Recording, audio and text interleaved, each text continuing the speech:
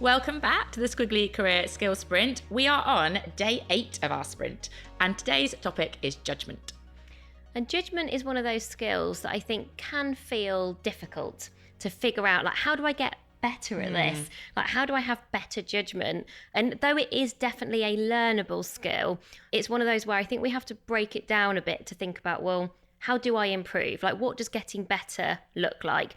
But I think when you do have good judgment, the benefit for you in your career is that in return, you get really good trust from people. I think people start to trust you to make decisions. They give you more space. I think you have more permission to like play and to make things happen when people see, oh, well, she or he has they've got smart judgment, they think things through, they see the shades of grey, and they get to the right conclusion.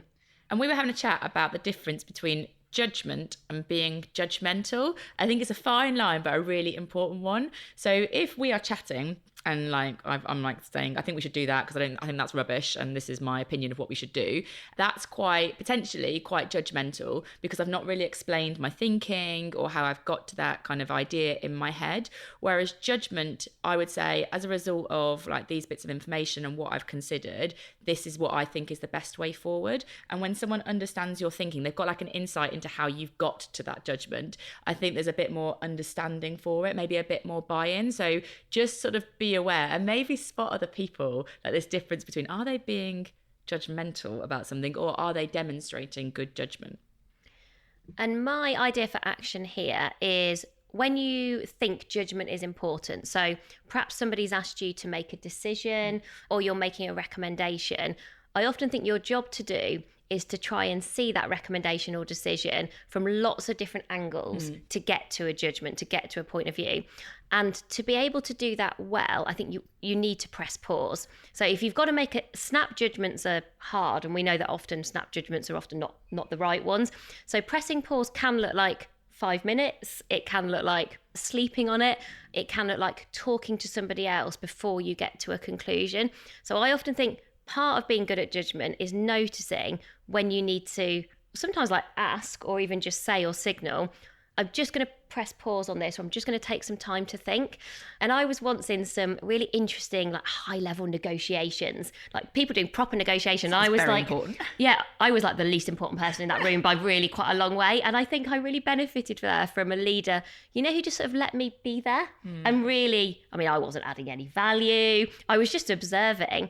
But what I noticed in there, where actually you got different people kind of all making judgments about what they needed to say, what they were trying to represent, their different kind of points of view, is they were very confident about saying, I'm just going to take some time to think about that. So should we have a 5-minute break? Or I'm just going to sleep on that one and I'll come back to you tomorrow. And then when they got to a judgment, they were very good at explaining the rationale, like why they had got to that judgment. So to your point, it didn't just ever feel like a personal judgment. It felt like they'd done that consideration. I've looked at it, I've looked at the upsides, I've looked at the downsides. I think this is often about having that agility in your thinking, so you can see all those angles, and then you get to a conclusion, but you don't just present it as like it's this. You do take people with you on how they get to that judgment, and then I think you get all of this buy-in. I've seen people be brilliant at this, like they bring you with them on their thinking. Well, I considered that, but this is why I don't think that's quite right. But actually, when we look at it from this perspective, I can see that this would be brilliant for our customers for these 3 reasons.